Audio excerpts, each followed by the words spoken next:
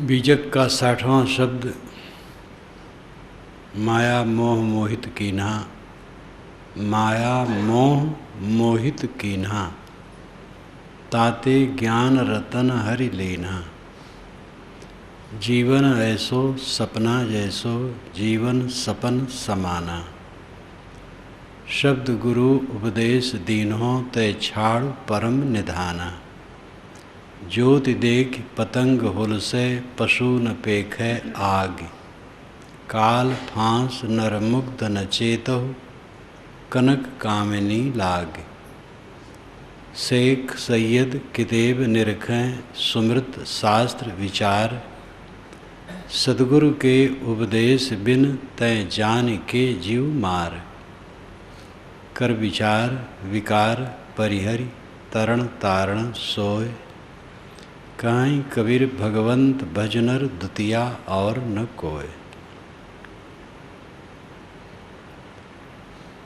माया मोह मोहित कीन्हा। माया मोह ने जीव को मोहित कर लिया। ताते ज्ञान रतन हरि लीन्हा, इसलिए ज्ञान रत्न उसका खो गया। जीवन ऐसो सपना जैसो, जीवन ऐसा है जैसे सपना। जीवन सपन समाना। 2 बार या 3 बार कहने का मतलब होता है जोर डालना। जीवन स्वप्न के तुल्य है। शब्द गुरु उपदेश देन्हो, तय छाड़ परम निधाना। सद्गुरु ने ज्ञान शब्दों का उपदेश तुम्हें दिया है। अय परम निधान, तो छोड़ मोह को। तू तो ज्ञान का स्वयं निधान है। निधान कहते हैं जो धारण करे। निधि, जिसे प्रायः खोद करके गाड़ दिया जाए उसको निधि कहते हैं। धरा हुआ निधि है। निधान जो धारण करे, तो ज्ञान का निधान स्वयं है। छाड़ परम निधाना, तो परम ज्ञान का निधान है। छोड़ माया मोह। ज्योति देख पतंग हुलसे, पशु न पेखे आग। ज्योति देख करके पतंग हुलसता है, प्रसन्न होता है और उसमें जाके चिपक जाता है। पशु न पेखे आग, वह पशु मूर्ख, यहाँ पशु का अर्थ है मूर्ख। वह मूर्ख आग नहीं देखता है। कनक, ज्योति देखी पतंग हुलसे, पशु न पेखे आग। काल फांस नर मुग्ध न चेतहु, कनक कामिनी लाग। काल के फांस में पड़ा हुआ ये मुग्ध मनुष्य चेतता नहीं, कनक कामिनी में लग करके। शेख सैयद किताब निरखें, सुमृत शास्त्र विचार। शेख सैयद लोग इस्लामिक किताब को पढ़ते हैं और हिंदू पंडित स्मृतियों और शास्त्रों का विचार करते हैं, लेकिन वह कुर्बानी और बलि के नाम पर जीव मारते हैं। सद्गुरु के उपदेश बिन, तय जान के जीव मार। सच्चे सद्गुरु से उपदेश न पाया, इसलिए तू जानते हुए भी जीव को मारता। जानता है कि किसी की हत्या करना गलत है। हमें कांटा चुभ जाए तो बड़ी पीड़ा होती है, तो दूसरे को पीड़ा देना कहाँ उचित है। जान के जीव मार। कर विचार विकार परिहरि, इसलिए विचार करो और विकारों का परित्याग करो। जो विचार करे और विकारों का परित्याग करे, तरण तारण सोए। वही तरण है, वही तारण है। तरण जो तर गया, तारण जो दूसरे को तारे, दूसरे को सत्योपदेश दे, वही सद्गुरु रूप है। काहीं कबीर भगवंत भजनर। साहब कहते हैं मनुष्य, ऐसे भगवान सद्गुरु भगवान का भजन कर, द्वितीया और न कोई। तेरे कल्याण का रास्ता बताने वाला कोई दूसरा नहीं। ज्ञान विराग सृजुत, यश और धर्म निधान। ऐश्वर्य खटभाग्यु, ताहि कहत भगवान। जिसमें ज्ञान हो, वैराग्य हो, श्री हो यानी शोभा, यश हो, धर्म का निधान हो, ऐश्वर्य हो, ये 6 गुणों से संयुक्त को भगवान कहते हैं। भगवान महान मनुष्यों, पवित्र आत्माओं को कहा गया है। पुराने ग्रंथों में, उपनिषद में, छांदोग्य उपनिषद में सनत कुमार को भगवान कहा गया। जहाँ सनत कुमार नारद का संवाद समाप्त हुआ है, वहाँ भगवान शब्द कहा गया है। और वाल्मीकि रामायण में ऋषियों को भगवान कहा गया है। पूरी वाल्मीकि रामायण में श्री राम के लिए एक जगह भी भगवान नहीं कहा गया है, क्योंकि वाल्मीकि रामायण की जब रचना हुई है उस समय श्री राम के लिए राजपुत्र, योग्य, विद्वान, ओजस्वी, बलि, सुकीर्ति से संपन्न, इन सद्गुणों से संपन्न माना गया है। पवित्र आत्मा ऋषियों की तरह नहीं माना गया है। इसलिए पूरी वाल्मीकि रामायण में कहीं भी भगवान शब्द श्री राम के लिए नहीं। जब अवतारवाद की कल्पना पूरी परिपक्व हो गई, तब भगवान शब्द का प्रयोग अन्य रामायणों में होने लगा। और शायद ये प्रायः आज से 1000 वर्ष हुए जब से होने लगा।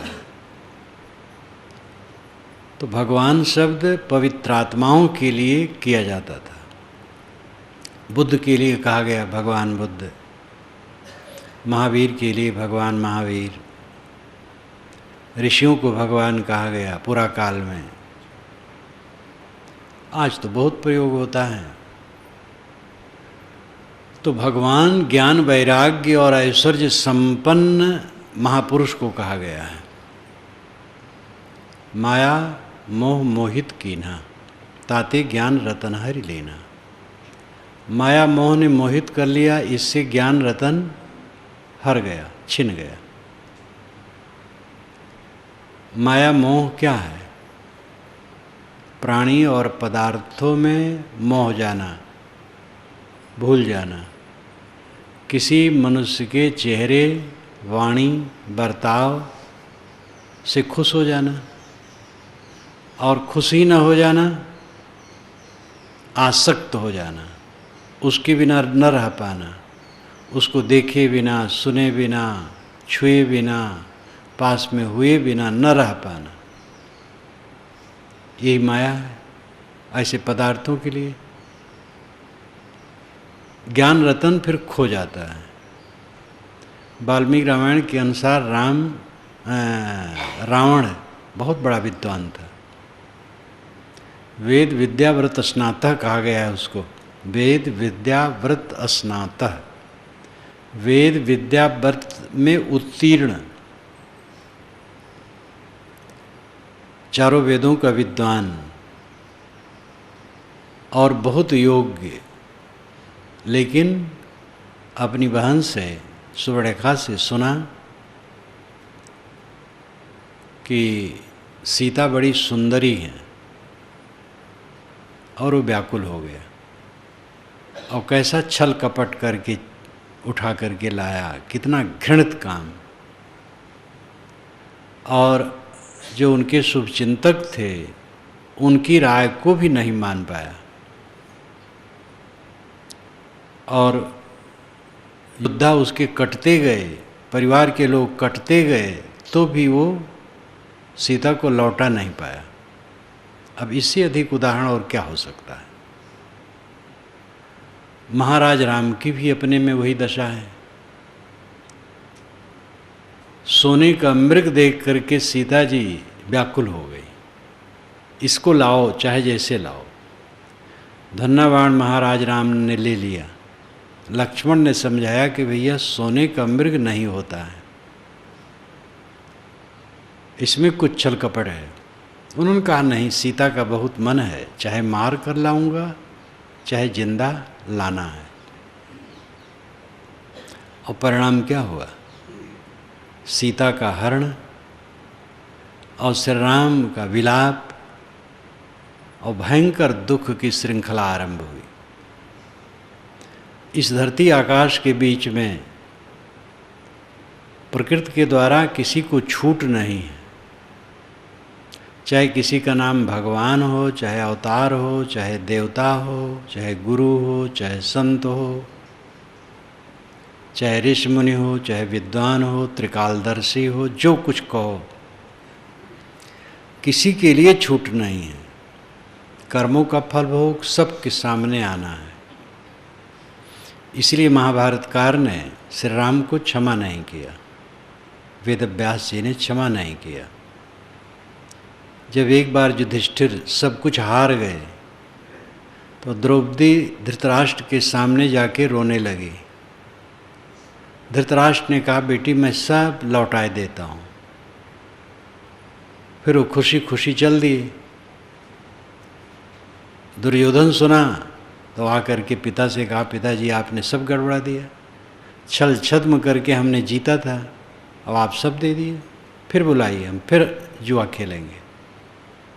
धृतराष्ट्र की भी बुद्धि फिर गई, फिर हरकारा भेजे। रास्ते में थे युधिष्ठिर, उन्होंने कहा कि राजा फिर बुला रहे हैं आपको जुआ खेलने के लिए, फिर लौट पड़े हो। कोई शर्त नहीं थी कि जुआ खेलें ही, कह देते मैं अब जुआ नहीं खेलूँगा, मामला ख़त्म।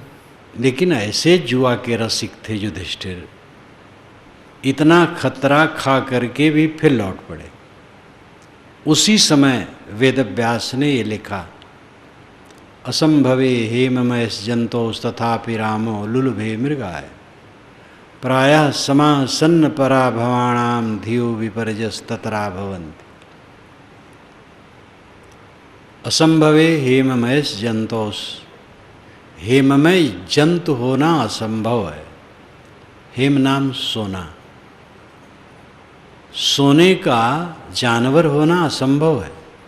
असंभवे हेममयस जंतोस तथापि रामो लुलुभे मृगाय, तथापि राम जैसे महापुरुष एक दिन श्री राम अयोध्या के राज्य को ठुकरा के 14 वर्ष के लिए चल दिए थे। वे चाहते तो कोई न हटा पाता, पूरी प्रजा उनको चाहती थी, दशरथ चाहते थे,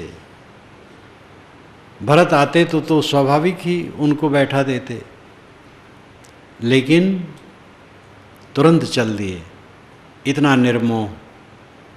लेकिन जहाँ फंस गए वहाँ फंस गए। असंभवे हेममयस जंतोस तथापि रामो लुलुभे मृगाय, सोने का जानवर होना असंभव है, लेकिन सोने जैसा मृग देख करके राम भी लुलुभे, लुभा गए।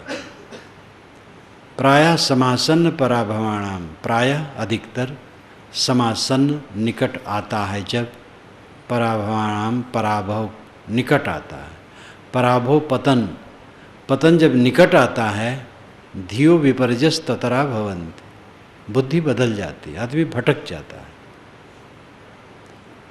मोह आता है तो ज्ञान रतन खो जाता है। खाए बैठो और किसी चोक चटकार में मोह हो जाए तो संयम का ज्ञान खो जाएगा। और थोड़ी असावधानी की दुर्घटना घटी, ज़्यादा खाए और पीछे पछताए। मात्रा जितनी होगी भूल की, परिणाम उतना होगा। इसीलिए पूरा जीवन साधना है। हर क्षण जो सावधान रहता है वो आत्मविजयी होता है। मनुष्यों पर विजय करना बड़ी वीरता नहीं है, किसी देश पर विजय करना बड़ी वीरता नहीं है, अपने आप पर विजय करना बड़ी वीरता है। अपने आप पर विजय करने वाला परम शांति और परम निर्भयता प्राप्त करता है। माया मोह मोहित कीन्हा, माया के मोह ने तुम्हें मोहित कर लिया, ताते ज्ञान रतन हर लीना, इसलिए ज्ञान रतन उसने हर लिया। सबके अंदर में ज्ञान है। लेकिन वो ढक जाता है। मोह आया तो विवेक खो जाता है। इसलिए साधक को सतत सावधान रहना चाहिए, कहीं भी मोहग्रस्त न हो। माया मोह मोहित कीन्हा, ताते ज्ञान रतन हरि लीना। जीवन ऐसो सपना जैसो, जीवन ऐसा है जैसे सपना। फिर साहब कहते जीवन सपन समाना। जीवन सपने के समान है, सपना नहीं है, ये ध्यान देना है। यहाँ इतने लोग हैं, सब सो जाएं तो सब सपना देखेंगे, सबके सपने अलग अलग रहेंगे। लेकिन इस कक्ष में सब बैठे हैं तो सब एक ही बात देख रहे हैं कि कबीर नगर के कबीर आश्रम में ध्यान कक्ष में हम सब बैठे हैं, सबका अनुभव ये कहते सपना तो नहीं है, सपने के समान है। जब हम जाग जाते हैं तो सपना खो जाता है। ऐसे कुछ क्षण में सारा दृश्य खो जाता है। यहाँ बैठे हैं, कुछ मिनटों में सब उठ जाएंगे तो ये कक्ष सूना साना हो जाएगा। ध्यान शिविर चल रहा है, 20 को खत्म हो जाएगा, 20 ही को शाम को सूना हो जाएगा। फिर पाठ सत्संग चलेगा तो अपने ढंग से रहेगा। यहाँ पर जितने लोग बैठे हैं सबका शिशुपन सूना हो गया। इसमें बैठे हुए कितने लोगों की जवानी सूनी हो गई, खो गई। दिल में जो दिल बन के धड़के गए तो न देखा जरा मुड़ के। जो दिल में दिल बन के धड़कते थे वे खो गए। तो सपना है कि नहीं? इस सपने के समान है। इस सपने की स्थिति को जो देखे वो जागता है। जीवन ऐसो सपना जैसो, जीवन सपन समाना। शब्द गुरु उपदेश तीनों ते छाड़ परम निधाना। गुरु ने ज्ञान शब्दों का उपदेश दिया है। तय छाड़ परम निधाना, अय परम निधान, ज्ञान को धारण करने वाला अय महाज्ञानी जीव, तय छाड़, मोह को छोड़। साहब प्रशंसा करते हैं कि ये मनुष्य ज्ञान का परम निधान है, धारण करने वाला है। सबके अंदर में ज्ञान है। गुरु ज्ञान देता नहीं है, निर्देश करता है और उसके अंदर में ज्ञान जग जाता है। देने लेने वाली बात तो फिर क्षणिक हो जाएगी। सबके अंदर में है ही, बस बताना है जो मैं हूं वही तू है। ज्योति देख पतंग हुलसे, पशु न पेखे आग। ज्योत देख करके पतंग हुलसता है, प्रसन्न होता है। वह मूर्ख आग नहीं देखता है, वह चिपक जाता है और जल जाता है। यही दशा प्राणियों की है। मोह में पड़ करके वे आत्मअस्तित्व को खो देते हैं। आत्मअस्तित्व कभी मिटता नहीं है, लेकिन अस्तित्व का बोध नहीं रह जाता है। बोध न रह जाना ही खो जाना है। अपने आप के होश हवास में जीव नहीं रह जाता है। जितना मोह का आवरण होगा उतना आत्मबोध ढक जाएगा। जितना मोह का आवरण मिटेगा उतना आत्मबोध उजागर होगा। श्रेय मार्ग, प्रेम मार्ग उपनिषदों में बताया है। कठ उपनिषद में कहा गया श्रेय मार्ग, प्रेम मार्ग। श्रेय मार्ग है कल्याण का मार्ग, प्रेम मार्ग है जो बहुत प्यारा लगता हो, विषय वासना का मार्ग। श्रेय मार्ग में कठोरता है, प्रेम मार्ग में बड़ी रमणीयता है। लेकिन प्रेम मार्ग पतन की तरफ ले जाता है, श्रेय मार्ग उत्थान की तरफ ले जाता है। जो अनादि काल से विषयों के प्रति मोह है वो प्रेम मार्ग है, सुपरिचित रास्ता है।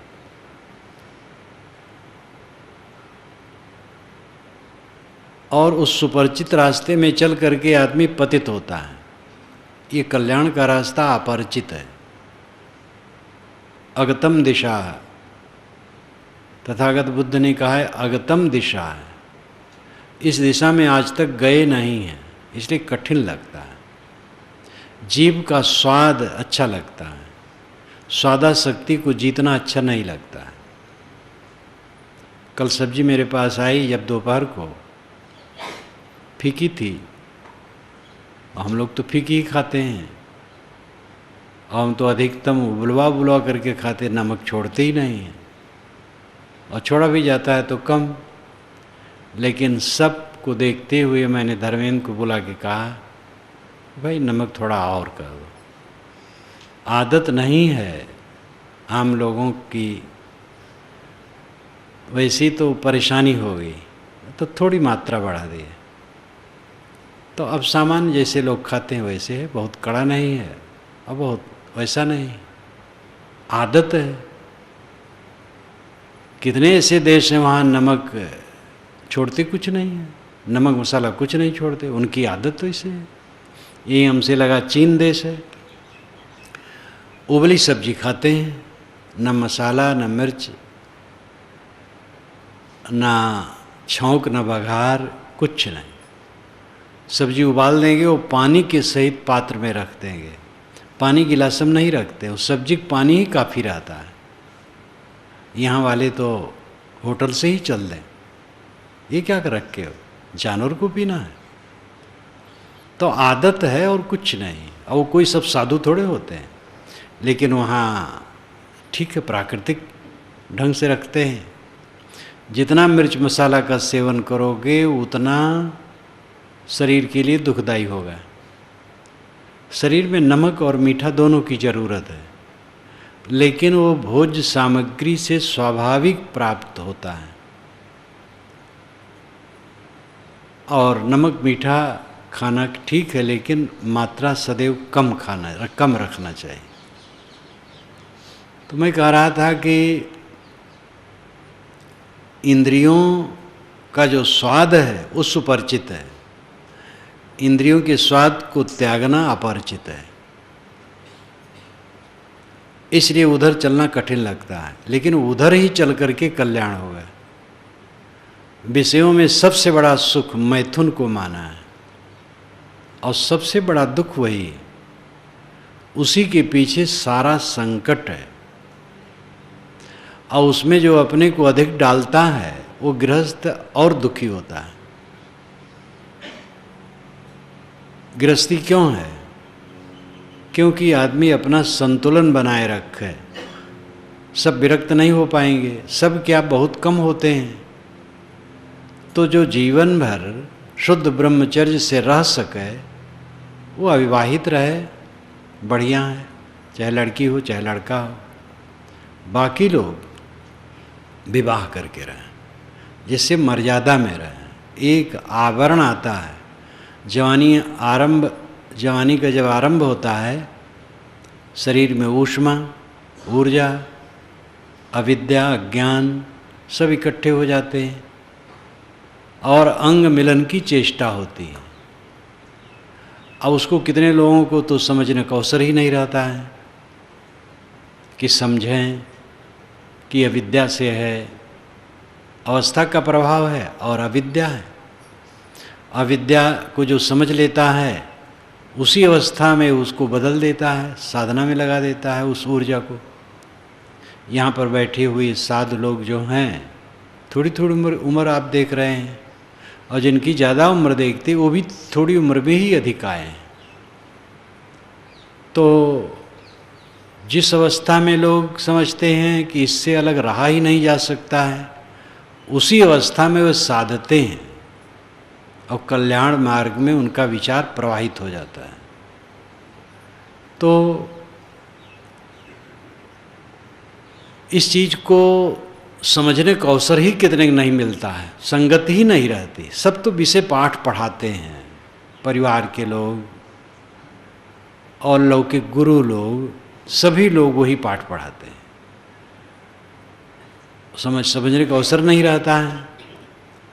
जो समझ जाता है उसकी दृष्टि बदल जाती है। तो ऐसे भी कम लोग होंगे, बहुत कम लोग होंगे। बाकी लोगों को विवाह करके इसीलिए रहना चाहिए कि वो एक मर्यादा में रहें।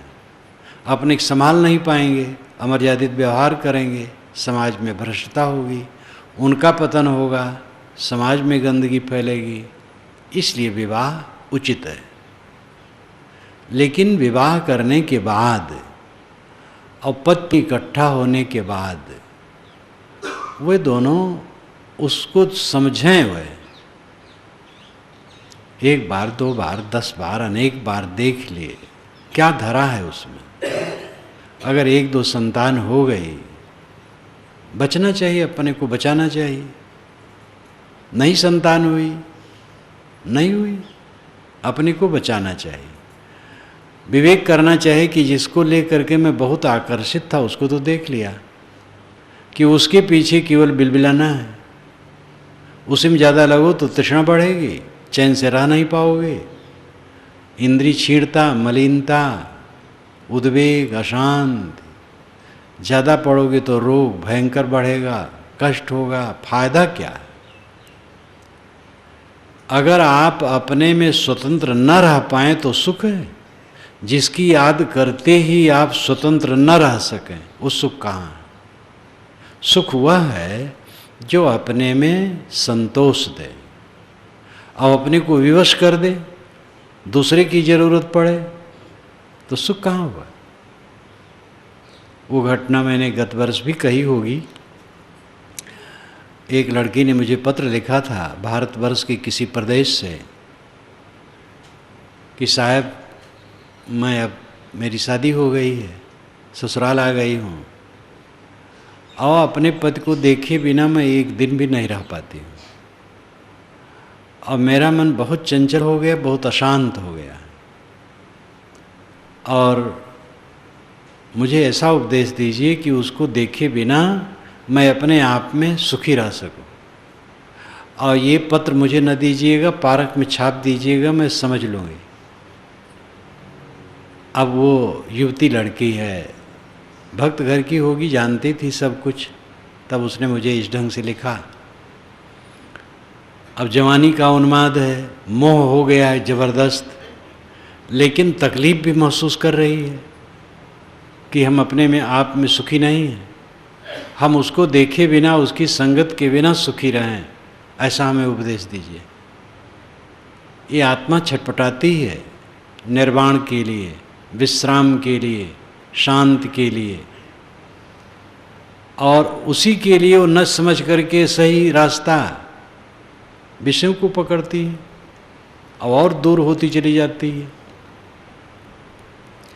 इसलिए काम वासना का विश्लेषण करना चाहिए, कहाँ तक ठीक है। गृहस्थ के लिए 1-2 संतान के लिए ठीक है, तो काल के अनुसार तो 2 भी नहीं, 1 काफ़ी है। और 1-2 जो हो, कोई बहुत सूरवीर बने, बहुत बढ़ावे तो दुख पाएगा और क्या करेगा। एक ही संतान को निभाना मुश्किल होता है, कई संतान करके तकलीफ के सिवा कुछ नहीं। तो अपने को संभालने की आवश्यकता है। सुख का सबसे बड़ा निधान लौकिक सुख, ये मैथुन को माना है, जो सबसे बड़ा दुख है। इसको जीत लेने वाला महा सुखी हो जाता है। विरक्त को तो पूर्ण जीत ही लेना है, गृहस्थ को भी जीतना है। वे जितना जीतेंगे उतना सुखी होंगे, और जो गृहस्थ इसको समझ करके पूर्ण रूप जीत लेगा उसका बेड़ा पार है। तो माया मोह मोहित कीना, ताते ज्ञान रतन हरि लीना। जीवन ऐसो सपना जैसो, जीवन सपन समाना। शब्द गुरु उपदेश तीनों तछाड़ी परम निधाना। ज्योति देख पतंग हुल से पशु न पेखे आगे। वह पशु, वह मूर्ख पतंग ये नहीं देखता ये आग है, सुंदर सुंदर है, बस चिपक जाता है और जल जाता है। ऐसे मनुष्य है। ज्योति देख पतंग हुल से पशु न पेख है आग। काल फांस नर मुग्ध न चेतहु, कनक कामिनी लाग। नर मुग्ध एवं विमोहित मूढ़ मनुष्य काल के फांसी में लटका है, इसलिए तू चेत नहीं कर रहा है। काल क्या है? मोह। मोह की फांसी में लटका है। कनक कामनी लाग, कनक कामनी में लग करके तू जल रहा है। कनक कामनी भारतवर्ष की युग शब्द माया के लिए बहुत प्रचलित है। कनक कामनी, कनक कामनी का शाब्दिक अर्थ होता है, कनक का अर्थ है सोना, कामनी का अर्थ है काम मद में मतवाली स्त्री। लेकिन सोना में कितने लोग आ सकते हैं? सोना होना तो गृहस्थों के घर में थोड़ा जेवर और होता है बस। विरक्त के घर में तो सोना होता ही नहीं, आश्रम में। लेकिन ये घर द्वार, आश्रम, जमीन, कागज के नोट और जो कुछ भी दृश्यमान है, ये सब कनक है। कनक का लाक्षणिक अर्थ है धन ऐश्वर्य।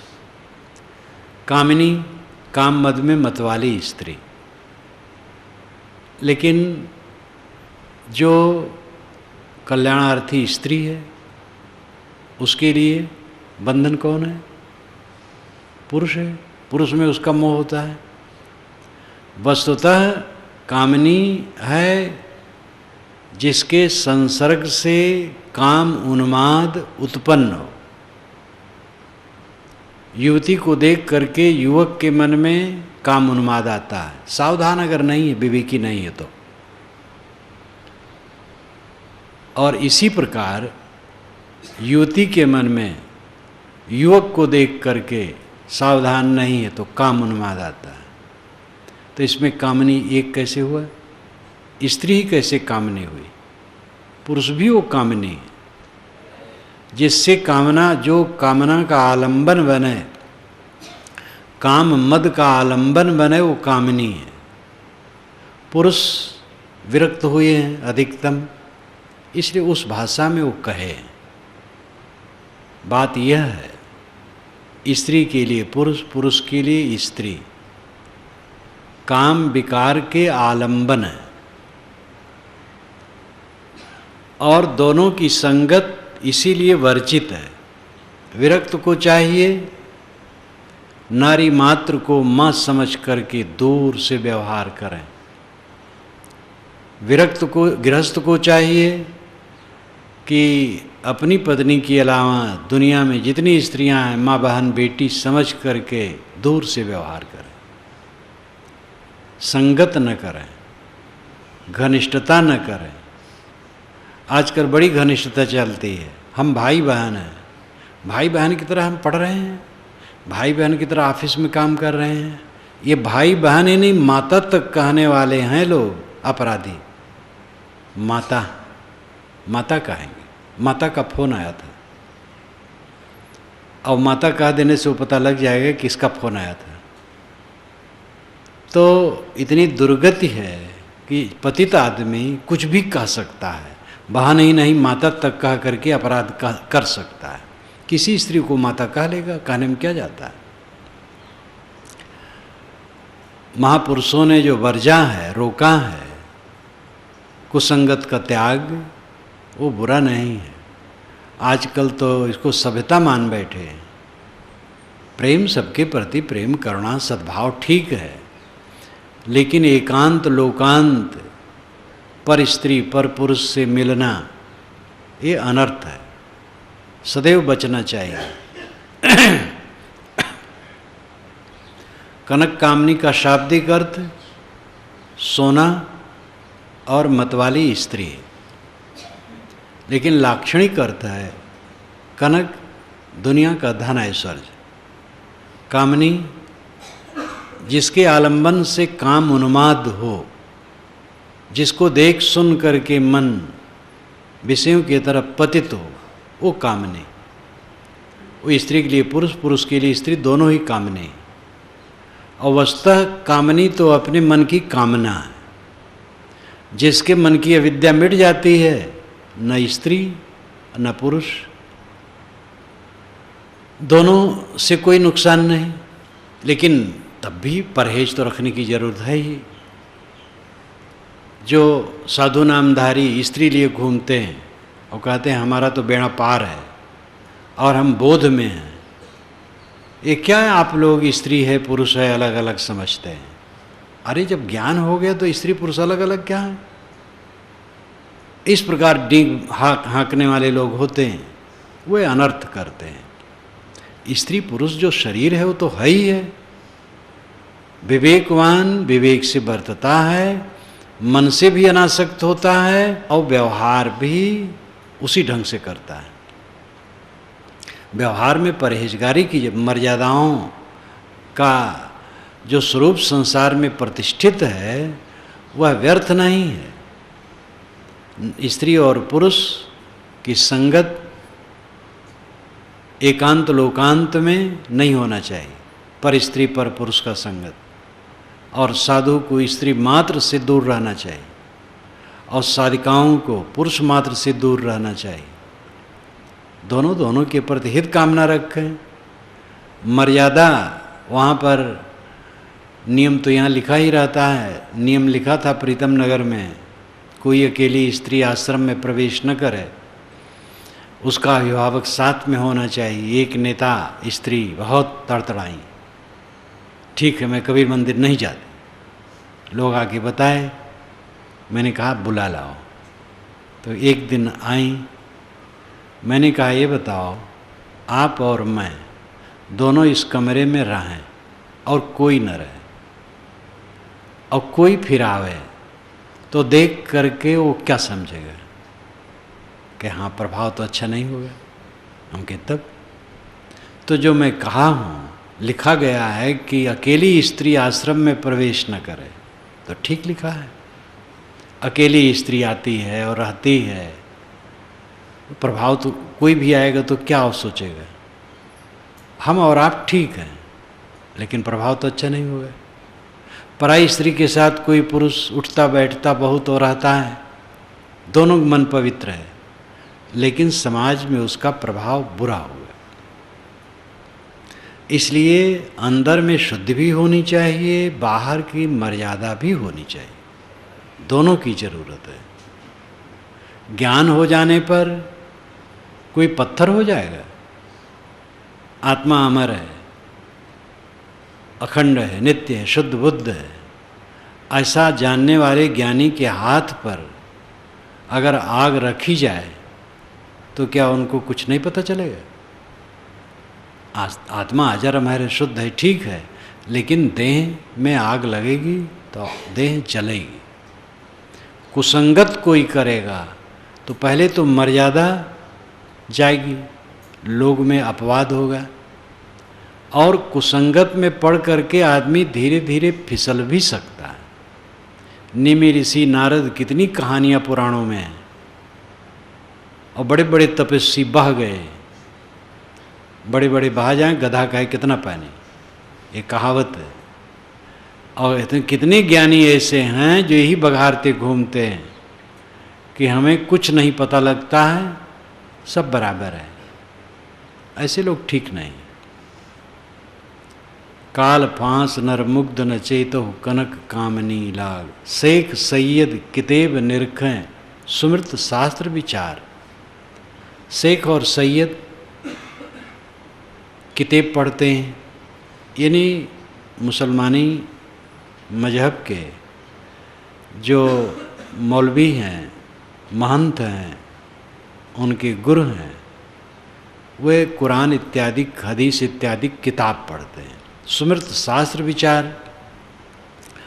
और हिंदू पंडित स्मृतियों का और शास्त्रों का विचार करते हैं। साहब कहते सदगुरु के उपदेश बिन ते जान की जीव मार। सदगुरु का उपदेश तेरे को सही मिला नहीं, इसलिए तू जान करके भी जीव को मारता है। जानता है कि किसी जीव को मारने से उसको तड़फन होती, पीड़ा होती, फिर भी मारते हो। मुल्ला मौलवी कुरान और हदीस पढ़ते हैं, पंडित स्मृत और शास्त्र पढ़ते हैं, और दोनों जानते हैं जीव हत्या दुखद है। उनके ग्रंथों में लिखा भी है दया, करुणा, मेहरबानी, लेकिन सद्गुरु का उपदेश उन्हें मिला नहीं, सही सद्गुरु का। तो जीव हत्या दुखद समझते हुए भी वे मारते हैं। अब ये कितना गलत है। दयावान ईश्वर, दयावान देवता तब प्रसन्न होता है जब उसके नाम पर निरीह प्राणियों को छुरी से काटा जाता है। प्राणियों को जब छुरी से रेता जाएगा, काटा जाएगा, वो तड़फेंगे, तब देवता और ईश्वर खुश होता है। कितना गलत सोचना है। ये पुरानी परंपरा है, सामी परंपरा, आर्य परंपरा, दोनों परंपराओं में सदा पूरा काल से रही है। ईश्वरवादी मजहबों में खूब रही, जो ईश्वरवादी नहीं रहे बल्कि उनमें नहीं रही। बौद्ध और जैन, ये भी 2500 वर्ष पुराने, जैन तो और पुराना है। ये दोनों ईश्वर नहीं मानते हैं और दोनों में किसी भी धर्म कृत्य के लिए किसी जीव की हत्या नहीं की जाती। जीव दया पर जोर दिया जाता है। लेकिन जो ईश्वर मानने वाले हैं पुरा काल के, उनकी परंपराओं में ईश्वर और देवता के नाम पर प्राणियों की हत्या की जाती है। पुरा काल में रहा, उसको शोध नहीं रहे। हिंदुओं में तो इसको काफ़ी सुधारा गया है, लेकिन मुसलमानों में नहीं सुधारा गया। उनके मुल्ला मौलवी इस पर जोर नहीं दे पाते हैं। जोर क्या, बल्कि और प्रचार करते हैं। हिंदुओं में हुआ, लेकिन आज भी हिंदुओं में, भारत देश में, बंगाल इत्यादि में वैसे चल रहा। जो एकमात्र हिंदू राष्ट्र है नेपाल, वहाँ तो क्या कहा जाए। देवी के देवता के नाम पर जो जीव हत्या है, हद है। तो सद्गुरु के उपदेश बिन ते जान के जीव मार। सद्गुरु का उपदेश तेरे को सही नहीं मिला। तू जानता है कि छुरी किसी के अंग पर चलाओगे तो उसको पीड़ा होगी, और फिर भी काटते हो। कर विचार विकार परिहर तरण तारण सोए। साहब कहते विचार करो और विकारों का परित्याग करो। हिंसा विकार है, मोह विकार है, काम विकार है, ममता विकार है। मनोविकारों को जीतो। मन से इंद्रियों के व्यवहार होते हैं। मन प्रदूषित होता है तो इंद्रियां प्रदूषित होती हैं। कर विचार, विचार प्रधान आप हैं, विचारवान बनो। कर विचार विकार परिहरी, और विचारों का परिहरण, विकारों का परिहरण करो। परिहरी छोड़ देना, बिल्कुल छोड़ देना। मनोविकारों का एकदम परित्याग करो। उठत बैठत कबो न छूटे ऐसी तारी लागी। ऐसा ध्यान रखो, ऐसी सावधानी रखो कि उठते बैठते कभी भी विकारों के अधीन न हो। इसको सहज साधना कहते हैं। पूजा घर में, शौचालय में, घूर पर, खेत में, कारखाने में, दुकान में, ऑफिस में, सड़क पर, कहीं भी हो, अपने मन को देखो और मन के विकारों से सावधान रहो। विकार उत्पन्न होने न पाए। जहाँ मन में मोह आएगा विकार उत्पन्न होगा, और मोह दूर रहेगा विकार नहीं होगा। सतत जागते रहो। संतो जागत नींद न कीजिए। कर विचार विकार परिहरी तरण तारण सोए। साहब कहते जो विचार करके विकारों का परित्याग करे वो तरण है और तारण है। वो स्वयं तर गया और दूसरे को तार देगा। दूसरे को तो कोई नहीं तार सकता है, लेकिन तार सकता है। सद्गुरु हमें न मिले होते तो हम कहाँ रास्ता जानते। सद्गुरु मिले, बात बताए, ग्रंथ दिए, आधार दिए, उनकी शरण में और संत रहे। सद्गुरु और संतों के बीच में रहा, धीरे धीरे सब सिखा, समझा, अपनी कमजोरियों को समझा, उसको छोड़ा। आज भी संतों की संगत है, तब ये रास्ता साफ हो रहा है। साधु गुरु की संगत छोड़ करके कहीं आधार नहीं, कोई आधार नहीं। उपास्य के जितने आलंबन हैं सद्गुरु को छोड़कर काल्पनिक हैं।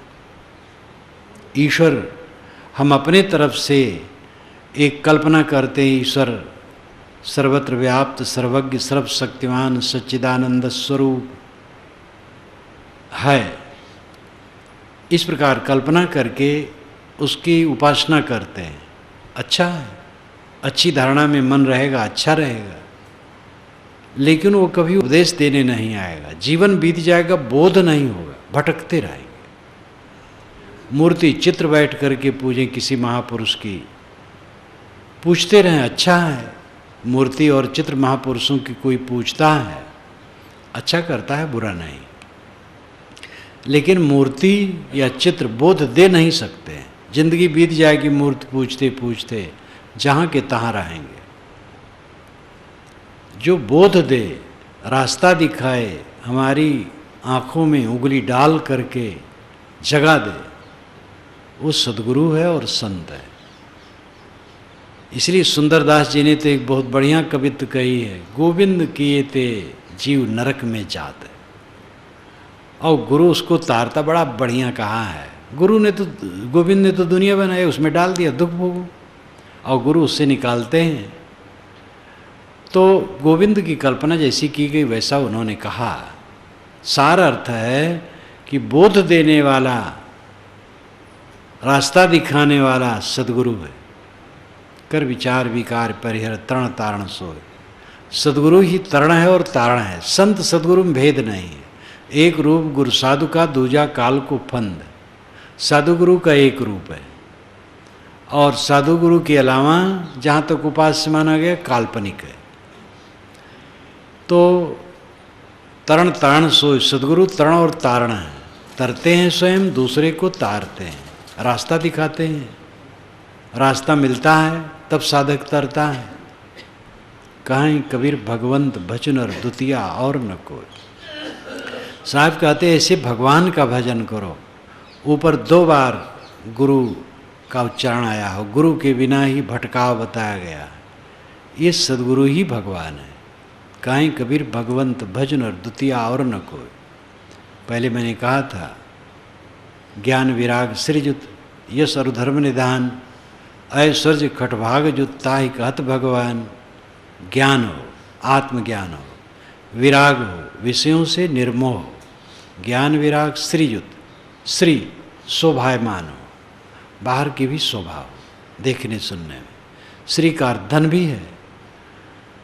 यश हो, उसकी सुकीर्त चारों तरफ फैली हो, और उसका निधान हो, यानी ऐसा उसका आधार हो यश का कि वो सही हो। गलत लोगों का भी यश कुछ दिन फैल जाता है, लेकिन वो यश का निधान हो। यश और धर्म का निधान हो। धर्म का निधान, धर्म का आधार, यानी धर्म उसमें परिपूर्ण हो। धर्म है सहनशीलता, धर्म है संयम, और ऐश्वर्य हो। ऐश्वर्य का मतलब है वो जहाँ जाता हो बहुत से लोग उसके साथ लगते हो, और जहाँ साथ लगेंगे चीज़ें भी आएंगी। तो ये सब ज्ञान वैराग भी हो, और दुनिया की वस्तुएं और व्यक्ति भी खिंचावें, वो भगवान है। संत मात्र को भगवान नहीं कहा गया। संत मात्र तो कल्याण उतरम काफ़ी है। सत्य में स्थित हो गया, कल्याण है। लेकिन ऐसा पुरुष जिसमें ज्ञान वैराग भी है और बाहरी ऐश्वर्य भी है, बाहरी लोग भी प्रभावित होते, उसके पास इकट्ठे होते, उसको भगवान कहते हैं। तो भगवान कुल मिलाकर के व्यक्ति को ही कहा गया है, मनुष्य को ही कहा गया है। सद्गुरु भगवान है। कहीं कबीर भगवंत भजनर, द्वितीया और न कोई। दूसरा तुम्हारा और कोई उद्धारक नहीं है। तुम्हें रास्ता दिखाने वाला और साथ में रख करके जीवन यापन कराने वाला। रास्ता दिखाने वाला कोई मिल जाए और अच्छी संगत न मिले तो आदमी बह जाएगा।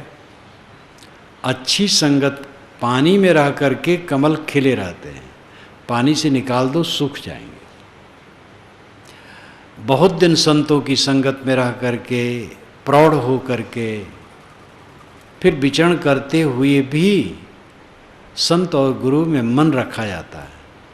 उनसे समय समय से मिला जाता है। जहाँ आधार होता है वहाँ लिया जाता है। तब बेड़ा पार होता है। कोई बहुत दिन बीत गया, उम्र काफ़ी बीत गई हो साधु संगत करते करते, लेकिन प्रमादी हो जाए और साधु गुरु का आधार छोड़ दे तो धीरे धीरे शिथिल हो जाएगा। योगो ही प्रभोपयो। नचकेता ने कठ उपनिषद में, नचकेता को यमाचार्य ने कठ उपनिषद में समझाते हुए कहा है, योगो ही प्रभोपयो। योग प्रभव अपाय रूप है, उठने और गिरने वाला है। अच्छी संगत करो, ज्ञान वैराग की पुस्तकें पढ़ो, साधना करो, मन काफ़ी निर्मल हो जाएगा। अच्छी संगत छोड़ दो, सद्ग्रंथ पढ़ना छोड़ दो, साधना करना छोड़ दो, मन मैला हो जाएगा। कुसंग करोगे एकदम डूब जाओगे। इसलिए जीवन भर जागते रहना। काई कबीर भगवंत भजन और द्वितीया और न कोई। साहब कहते ऐसे सदगुरु भगवान का आधार लो। सदगुरु कह देने से संत हो जाता है। सदगुरु संत में ही फर्क होता है कि जो हमें बोध दिया, आधार दिया, वो सदगुरु है, और बाकी उसी लक्षण के तो हैं, लेकिन उन्होंने हमें बोध नहीं दिया है। वो संत हैं, लेकिन वो संत किसी के सदगुरु होंगे। तो सदगुरु संत में फर्क नहीं होता। एक रूप गुरु साधु का दूजा काल कुफंद, असरण शरण दयाल गुरु साधु सदा स्वच्छंद। पंचग्रंथी में श्री राम रहस्य साहब ने साधु और गुरु का इतना फर्क माना। असरण शरण दयाल गुरु, गुरु असरण को शरण देते हैं, वे दयालु होते हैं, दूसरे की रक्षा करते हैं। और साधु सदा स्वच्छंद, साधु सदैव स्वच्छंद रहते हैं, वो चेला बनाने के चक्कर में नहीं पड़ते। चेला बनाओ, उनको निभाओ, उनको देखो, उनका कपड़ा लता, खाना पीना, दवाई पानी, और गाल फुला लिए तो उनको समझाओ, उनको रास्ते पर लाओ, कौन झंझट में पड़े। इसलिए कुछ नहीं, बस अपना काम करो। ये गुरु महाराज लोग भोगें, चेला बनाएं और दुखी हो, तो संत झंझट में नहीं पड़ते हैं। साधु सदा स्वच्छंद, साधु सदैव स्वच्छंद रहते हैं। और असरण शरण दयाल गुरु, गुरु दया करते, असरण को शरण देते हैं। लेकिन ये वही अपनावे जो निर्विकार रह पावे, और दूसरे को शरण दिए अपना झाँय झाँय करते हैं, तो क्या मतलब हुआ। इसलिए गुरु बनना ठीक नहीं है, बड़ी सावधानी चाहिए। गुरु न बनना अच्छा है, साधक बन के रहना चाहिए। जो आत्म विजयी हो गया है, जो अपने को संभाल ले, शिष्य को भी संभाले, अपने को भी संभाले, वो ऐसी जिम्मेदारी ले, और वो भी सतत सावधान रहे। ऐसा न हो कि स्वयं भटक जाए, संभालते संभालते अपने डूब जाए, तो बेकार हो गया। लेकिन सद्गुरु पद ऐसा है जो पूर्ण निष्काम, पूर्ण कल्याण अवस्था को प्राप्त हो गया, वही सद्गुरु पद में स्थित हो गया। सद्गुरु पद अत्यंत, गुरुपद अति गरिष्ठ भ्रमनाशक, श्री निर्मल साहब ने कहा गुरुपद अति गरिष्ठ है और भ्रमनाशक है। तो साधु गुरु यही कल्याणार्थी के आधार है। माया मोह मोहित कीना, ताते ज्ञान रतन हरि लेना। जीवन ऐसो सपना जैसो, जीवन सपन समाना। शब्द गुरु उपदेश देनो ते छाड़ परम निधाना। ज्योति देख पतंग हुलसे, पशु न पेख है आग। काल फांस नर मुग्ध न चेतो, कनक कामने लाग। शेख सैयद कितेब निरखें, सुमृत शास्त्र विचार। सदगुरु के उपदेश बिन ते जान के जीव मार। कर विचार विकार परिहर, तरण तारण सोय। कहीं कबीर भगवंत भजन और दुआ और न कोय। इसमें माया मोह से लेकर हिंसा तक, और फिर मनोविकार कह करके सबको त्यागने की साहेब राय देते हैं, और सदगुरु की शरण का आधार बताते हैं। वही एक आधार है। इसलिए सभी साधकों को चाहिए कि संत गुरु का आधार लेते रहें, सदग्रंथ पढ़ते रहें, साधना करते रहें, अपने मन को मांझते रहें, और ये समझें जीवन एक सपने की तरह है। माया मोह में फंस करके उलझे ना, जो हुआ सो हुआ। अब माया के बंधन को काटें, स्वच्छंद जीवन व्यतीत करें। स्वच्छंद जीवन है मन का विवश न होना। वो जहाँ तहाँ घूमना स्वच्छंद नहीं है। घूमना विचरना रहना तो एक शरीर का व्यवहार है। चाहे घूमे चाहे एक जगह रहे, जिसका मन विवश न हो, काम के अधीन ना हो, क्रोध के अधीन ना हो, लोभ मोह के अधीन ना हो, जो आवश्यक गुजर की वस्तुएं हैं उनकी भी चिंता के अधीन न हो। समझ ले, पशु पक्षी रोज खाते जीते हैं, हमें क्यों नहीं मिलेगा? किसी प्रकार की व्यवस्था चित्त में न आवे तब वो स्वच्छंद जीवन है। स्वच्छंद जीवन मन में होता है। प्रवृत्ति में निवृत्ति है, निवृत्ति में प्रवृत्ति है। जब प्रवृत्ति लेकर के हम सेवा करते हैं तो हमें शक्ति मिलती है, तो निवृत्ति मिलती है। और निवृत्ति के चक्कर में जो उन्मादी हो जाते हैं वे अपने मन के गड्ढे में गिर जाते हैं। इसलिए स्वच्छंद जीवन का अर्थ है मन का निर्मल होना, मन विवश न होना, काम क्रोध लोभ मोह के अधीन न होना, चिंता शोक के अधीन न होना, भय के अधीन न होना, सदैव निर्भय, सदैव निर्मल मन, ये स्वच्छंद जीवन का लक्षण है। अहम शुद्ध चैतन्य ज्ञान स्वरूपम अजरहम अमरहम अखंडम अनूपम अहम शुद्ध चैतन्य ज्ञान स्वरूपम अजरहम अमरहम अखंडम अनूपम अहम शुद्ध चैतन्य ज्ञान स्वरूपम अजरहम अमरहम अखंडम अनूपम अहम शुद्ध चैतन्य ज्ञान स्वरूपम अजरहम अमरहम अखंडम अनूपम अहम शुद्ध चैतन्य ज्ञान स्वरूपम अजरहम अमरहम अखंडम अनूपम अहम शुद्ध चैतन्य ज्ञान स्वरूपम अजरहम अमरहम अखंडम अनूपम